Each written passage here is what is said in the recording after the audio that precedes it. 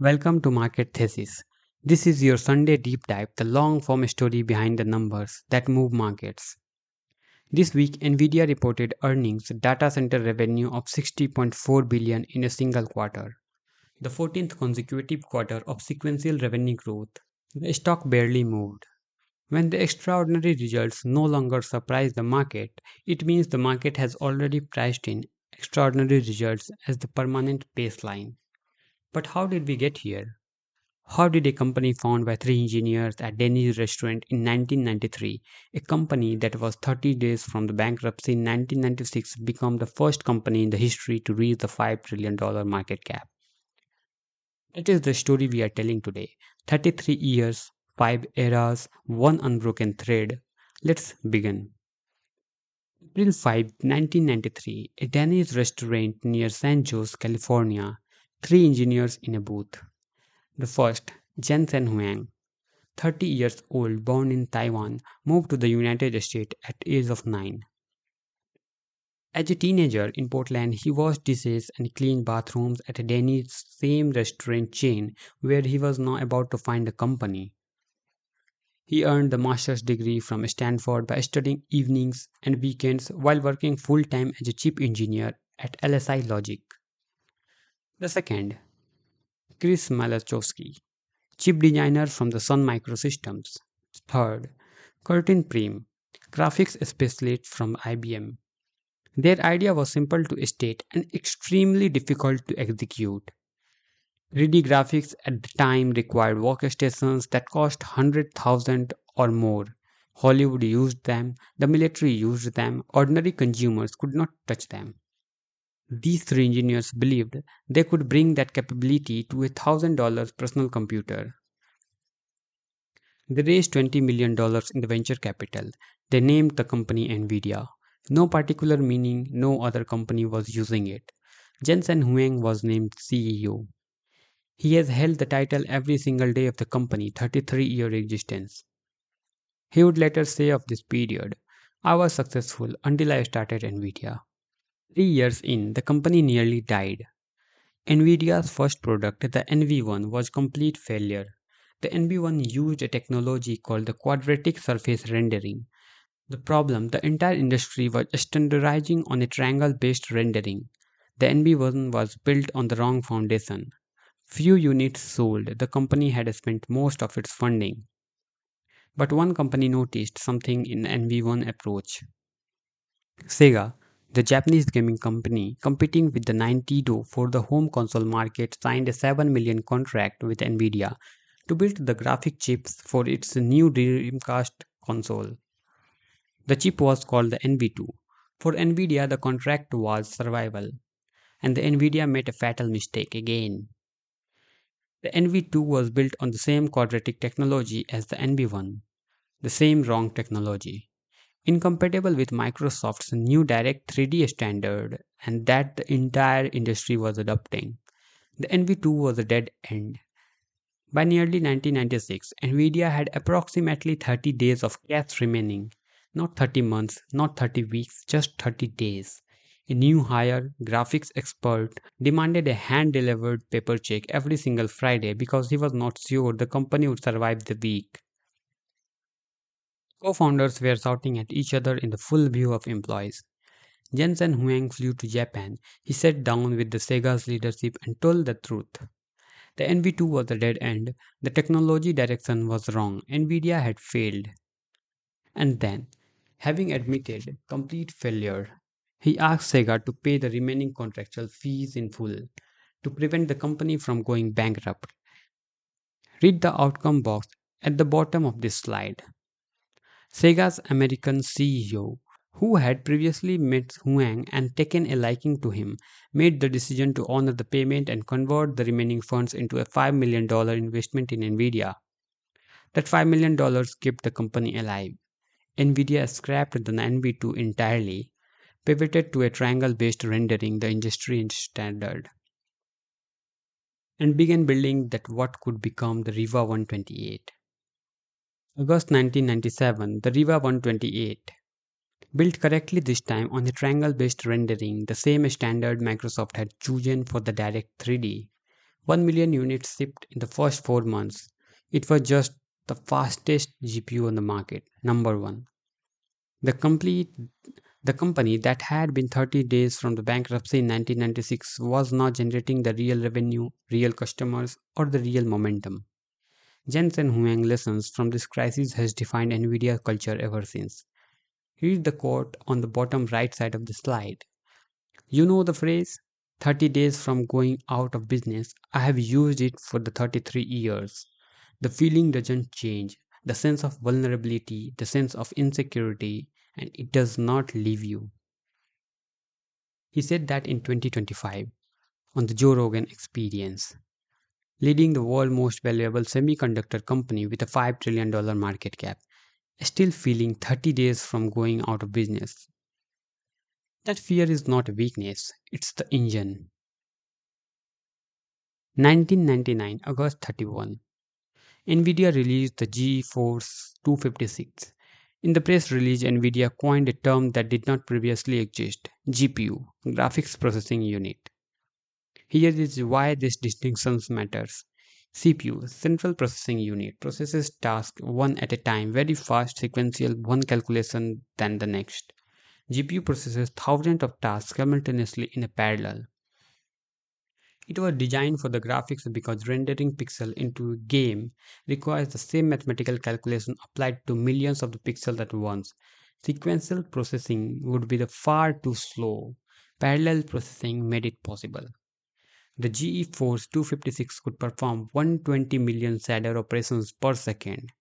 It transformed the PC gaming. January 22, 1999. Before the GeForce launch, Nvidia went public on the Nasdaq. IPO price was $12 per share. The dot-com bubble boom pushed the stock to the extremes. Then the dot-com bubble burst hit. Nvidia stock fell over 80%. The company survived because it had real products, real revenue, real customers. While hundreds of dot-com companies with no products and no revenue collapsed, Nvidia's business kept running. The survival lesson at this slide says the real products beat hype. Nvidia had both. In 2006, Nvidia released CUDA, a software platform that allowed developers and scientists to use the Nvidia's GPUs for any computation, not just the graphics. Nvidia's broad thought CUDA was the distraction from gaming. Their argument was rational. Nvidia made money selling GeForce cards to the gamers. Why build tools for scientists? Why spend engineering resources on the platform that would not immediately generate revenue? Jensen Huang pushed it anyway. What CUDA actually did. A GPU had thousands of small processing cores, each designed to perform the same calculation on different pieces of data simultaneously. CUDA unlocked those cores for any mathematical problem, not just the rendering pixel. Calculations that would take the CPU's days could now be done in hours. Scientists immediately began buying NVIDIA's GPU for work that had nothing to do with gaming: climate modeling, drug discovery, seismic analysis, physics simulations. But the deeper consequence of CUDA was what it created over time: an ecosystem. Researchers learned to write CUDA code, universities began teaching it, all major AI frameworks, TensorFlow, PyTorch, were built to run on CUDA. Switching to the another competitor chip meant rewriting everything. Retraining entire engineering teams, rebuilding infrastructure. Look at the number at the bottom of the slide: 16 years from CUDA launched in 2006 to ChatGPT in 2022. For 16 years, the moat built quietly while the board thought it was a distraction. September 2012, University of Toronto. Three researchers entered into the ImageNet large-scale visual recognition challenge, the world's premier AI image recognition competition. Their names: Geoffrey Hinton, Ilyas Suteskarwar, Alex. Their entry was called the AlexNet. These three were not clues. AlexNet archived an error rate at 15.3%. The second place entry using the traditional approach with no GPU achieved 26.2%, gap 11 percent points. In a competition where fractions of a percent typically separated the top entries, AlexNet won by the margin that was not close. What made AlexNet different from every other entry that was not the algorithm alone? It was the hardware it was trained on, two Nvidia GTX 580 GPUs. The AI research community immediately understood what had happened. GPU made it possible to train neural networks at a scale that was previously impossible. Deep learning, the technology that would produce the ChatGPT, DAL-E, and every modern AI system that had been unlocked. Hinton would later win the Nobel Prize in Physics for his work on the neural networks, and Ilya would go to the co-found OpenAI. Jensen Huang's response: After AlexNet, I was convinced that the neural networks would completely revolutionize the society, and once again, we went all in. In 2016, Jensen Huang personally drove Nvidia's DGX-1, the world's first AI supercomputer, to OpenAI's office in a Tesla. He carried it through the front door himself. As one publication noted at the time, that proves to be the useful gift. November 30, 2022, OpenAI launched ChatGPT. 1 million users in 5 days, 100 million users in 2 months, the fastest consumer product adoption in the human history. Every major technology company, Microsoft, Google, Meta, Amazon, immediately understood two things. One, large language models were transformational. Two, training them required massive quantities of Nvidia's H100 GPUs. The H100 GPU, Nvidia's flagship data center chip, suddenly became the most coveted piece of hardware on earth. Waiting lists scratched 6 to 12 months. Companies were paying premiums to get chips any way they could. Look at this revenue chart. FY 2023, the year before ChatGPT's impact was fully felt in $27 billion. FY 2024, 61 billion, an increase of 126% in 1 year. FY 2025, 130 billion, another 113% increase. From 27 billion to 130 billion in 3 years. And the CUDA ecosystem, built quietly over 16 years while the broad thought it was a distraction, was now the only platform every AI lab in the world ran on. 90% of AI training runs on Nvidia hardware. The 16-year bet had paid off. This week, Nvidia reported it quarterly one FY 2027 results. Data center revenue 60.4 billion in a single quarter, a company record. Data center revenue growth plus 77% year over year. Networking revenue growth plus 199% year over year. A company that was 30 days from the bankruptcy in 1996 is now generating 60 billion revenue in a single 3-month period. $5 trillion, the first company in history to reach a $5 trillion market capitalization. 23,050%, the 10-year stock return from 2015 to 2025. A 10,000 of investment in 2015 to become now 2.25 million by 2025. 14th, the 14th consecutive quarter of sequential revenue growth. And now read the bottom of the slide. Nvidia's blown out earnings barely moved the stock this week. When extraordinary results no longer surprises the market has priced in extraordinary results as the permanent baseline. The risk has shifted. Not will Nvidia miss, but what happens to the 37% of the S&P 500 propped by the Magnificent Seven stock if the 725 billion AI capex cycle ever moderates? This is the question the stock market has not yet answered.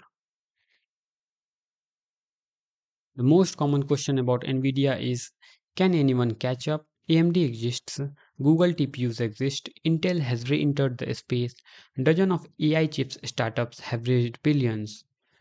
And yet 90% of all AI training runs on Nvidia hardware only. The answer to why sits in these 4 boxes. The code.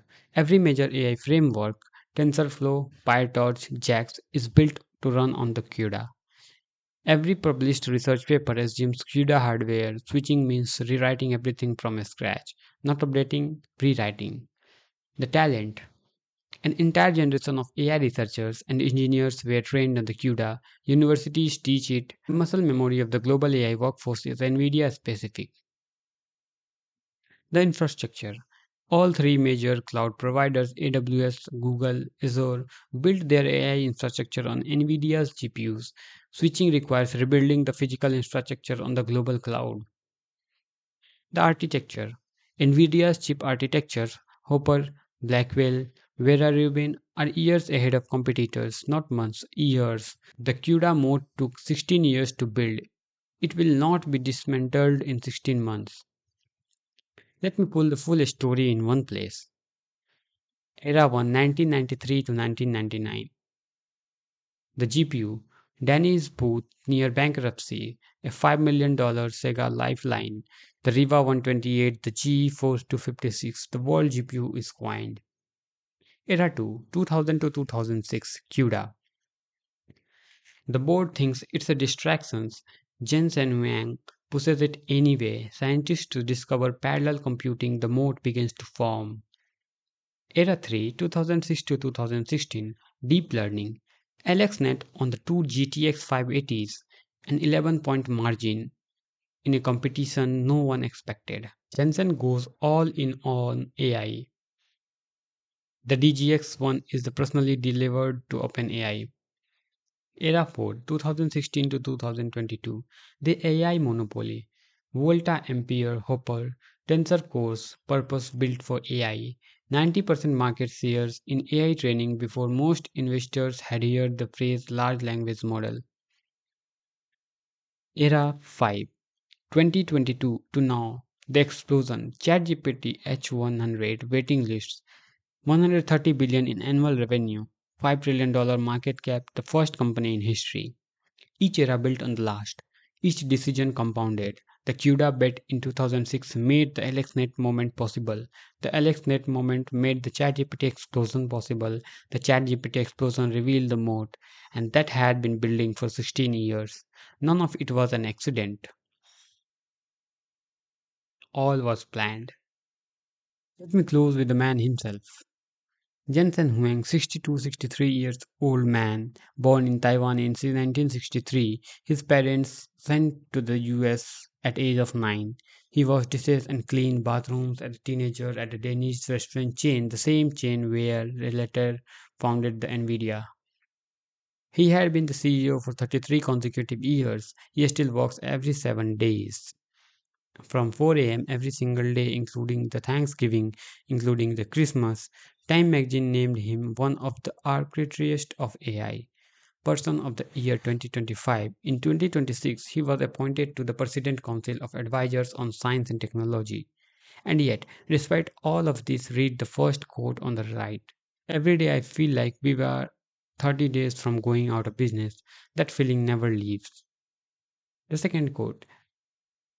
When he asked whether, knowing everything he knows now about the suffering, the humiliation, the near bankruptcies, the personal sacrifice, he would start Nvidia again. Suppose I knew everything then that I now know. The answer absolutely not. I would not start Nvidia again. And the third, to a graduating class at Stanford, the university where he goes earned his master's degree, studying evenings and weekends, I wish upon you ample dose of pain and suffering. His argument's resilience built through the adversity is the prerequisite for the exceptional achievement. The suffering is not the incidental to the story, the suffering is the story. Look at the number at the bottom left of the slide, $5 trillion, the market cap of the company that almost died at Denny's booth. That is the Nvidia story, and this is why it's the most important company on earth. Subscribe every Sunday. Market Thesis publish a long form of a story like this one, the institutions, the history, the machines, and the drive the financial markets. Thank you.